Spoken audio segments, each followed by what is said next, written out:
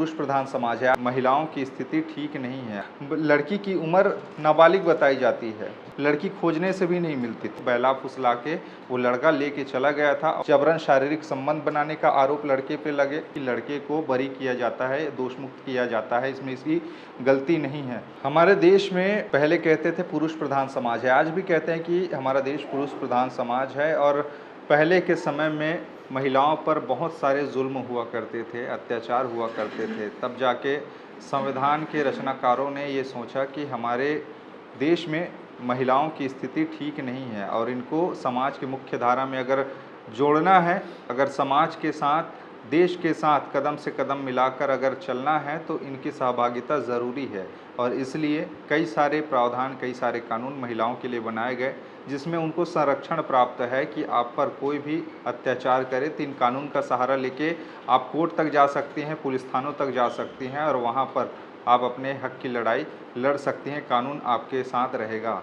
लेकिन समय बीतने के साथ साथ आज उन कानूनों का बेतहाशा तरीके से दुरुपयोग भी हो रहा है। कई महिलाएं इसको एक टूल की तरह यूज़ कर रही हैं, इस्तेमाल कर रही हैं और कई जो लोग हैं, कई जो लड़के हैं, इसके चलते परेशान हो रहे हैं। मैं ऐसा क्यों कह रहा हूँ, आज एक कहानी आपको बताता हूँ और जिसमें कहानी को सुनने के बाद में आपको मान सम्मान की भी बातें याद आएंगी और साथ ही साथ आपको अपने आप में कल्पना करके खुद के भीतर में झांक कर देखने को भी मौका मिलेगा कि आखिरकार हमारे समाज में, हमारे देश में किस ढंग की स्थितियां होती हैं। चूँकि कानून बने तो हैं महिलाओं के लिए, लेकिन कई बारी कानून जी का जंजाल बन रहा है किसी दूसरे के लिए। मामला है छत्तीसगढ़ के, जहां से 2018 की एक खबर है। 2018 में दो प्रेमी प्रेमिका अपने घर से भाग जाते हैं, दोनों शादी भी कर लेते हैं और उस समय 2018 है तो लड़की की उम्र नाबालिग बताई जाती है, जिसका जो 2001 में जिसके दाखिल खारिज के हिसाब से बताया जाता है कि लड़की की उम्र 10 अप्रैल 2001 की उसकी जन्म है और लड़की अपने प्रेमी के साथ में भाग जाती है। घर वाले पतासाजी में जुड़ जाते हैं कि कहाँ गई है उसकी लड़की खोजने से भी नहीं मिलती। थक हार कर मामले की शिकायत पुलिस थाने में दी जाती है। लड़की के परिजन पुलिस थाने में शिकायत दर्ज कराते हैं कि उसकी बेटी को किसी ने भगा के लेके चला गया, बहला फुसला के लेके चले गए हैं। पुलिस मामले की जांच पड़ताल में जुटती है और लड़की अपने घर से 8 जुलाई 2018 को फरार हो जाती, भाग जाती है, जिस पर आरोप परिजन ये लगाते हैं कि हमारी बेटी को किसी ने बहला फुसला के अपने साथ भगा के ले चला गया है। मामले की सूचना 12 जुलाई 2018 को पुलिस थाने में लड़की के परिजन करते हैं। लड़की की खोजबीन शुरू होती है और 18 जुलाई 2018 को लड़की को पुलिस बरामद करती है दुर्ग से। दुर्ग में पुलिस लड़की को बरामद करती है, इसके साथ ही साथ जो लड़का उसे भगा के लेके गया था उसको भी हिरासत में लेती है। गिरफ्तार करके वो उसे न्यायिक रिमांड पर भेज देते हैं, कोर्ट में पेश किया जाता है और इधर परिजन आरोप लगाते हैं कि उसकी बेटी को बहला फुसला के वो लड़का लेके चला गया था और उसकी नाबालिग बेटी थी। चूँकि दाखिल खारिज के हिसाब से जो डेट बताया गया, लड़की की उम्र बताई गई 10 अप्रैल 2001 और 2018 तक वो लड़की बालिग नहीं हुई थी। उसके बाद में कोर्ट में मामला जाता है और रायपुर के एक विशेष न्यायालय ने लड़के को सज़ा सुना दी, क्योंकि पॉक्सो एक्ट का मामला दर्ज हुआ। जबरन शारीरिक संबंध बनाने का आरोप लड़के पे लगे और लड़के के पास में कोई चारा नहीं बचा था कि वो अपनी बेगुनाही साबित करे, तो करे कैसे। चूँकि लड़की का पक्ष ज़्यादा मजबूत दिखाई दिया, लड़की नाबालिग दाखिल खारिज के हिसाब से, और लड़की के बयान भी आ गए कि इसने मेरे साथ में जबरन शारीरिक संबंध बनाए हैं, यानी कि मेरा दुष्कर्म किया है। लड़की नाबालिग थी, इसलिए पॉक्सो एक्ट के तहत लड़के के खिलाफ में अपराध पंजीबद्ध किया गया और पूरे सबूतों को देखने के बाद में न्यायालय ने लड़के को 10-10 साल की सज़ा सुना दी, यानी कि 10-10 साल, और दोनों 10-10 साल एक साथ ही चलने वाले थे और लड़का पूरा का पूरा सेंट्रल जेल में बंद था। और इसकी चुनौती लड़के ने हाई कोर्ट में दी। इसके बाद में लड़का 6 साल तक वहाँ पर बंद था और आखिरकार 6 साल बाद में हाई कोर्ट में मामला जब गया तो हाई कोर्ट के जज ने कह दिया कि लड़के को बाइज्जत बरी किया जाता है। लड़के को बेगुनाह साबित कर दिया गया, क्योंकि लड़की का भी बाद में बयान सामने आया। अब आप सोचिए, 2027 दिन, ये कम नहीं होता, 2027 दिन वो लड़का जेल में रहा और उसके बाद में कोर्ट ने उसको कहा, बिलासपुर हाई कोर्ट ने, कि लड़के को बरी किया जाता है, दोष मुक्त किया जाता है, इसमें इसकी गलती नहीं है।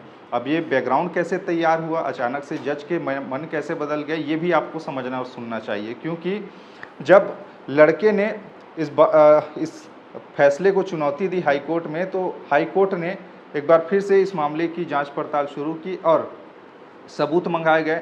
लड़की पक्ष वाले फिर से सबूत लेके गए, लेकिन लड़की ने अपने गवाही में बता दिया कि उसकी जो जन्म है 10 अप्रैल सन 2000 की है, 2000 का उसका जन्म है। और 2018 में उस हिसाब से देखें तो सितंबर महीने की घटना, जुलाई महीने की ये घटना है, तो लड़की की उम्र 18 साल पार हो चुकी थी। तो ऐसे में अब वो पॉक्सो एक्ट की धारा हट सकती थी, अब नाबालिग नहीं थी। अगर इस लिहाज से अगर देखा जाए तो जज ने इसी को लेकर कहा कि लड़की गवाही दे रही है कि उसकी उम्र अगर 10 अप्रैल सन 2000 की है, अगर दाखिल खारिज में 10 अप्रैल सन 2001 लिखा है, तो लड़की की गवाही इसमें ज़्यादा प्रभावशाली है। और लड़की ने ये भी बात कबूल दी कि वो लड़के के साथ अपनी इच्छा से भागी थी और उसके साथ में कोई ज़बरन शारीरिक संबंध नहीं बनाए गए थे, जिसमें इन दोनों की सहमति थी। यानी कि लड़का और लड़की दोनों ही शारीरिक संबंध बनाने के लिए दोनों की इच्छा थी, इसमें दोनों की मर्जी थी, इसके आधार पर ही शारीरिक संबंध बनाए गए। लड़के ने कोई ज़बरदस्ती रेप नहीं किया था, दुष्कर्म नहीं किया था, ऐसे करके लड़की ने वहाँ पर जज के सामने हाई कोर्ट के बोल दिया। उसके बाद में इतने सब सुनने के बाद में अभियोजन पक्ष के पास में और कोई चारा नहीं बचा था, मजबूत सबूत उनके पास में नहीं थे, चूँकि लड़की ने भी अपने दिल की बात कह दी।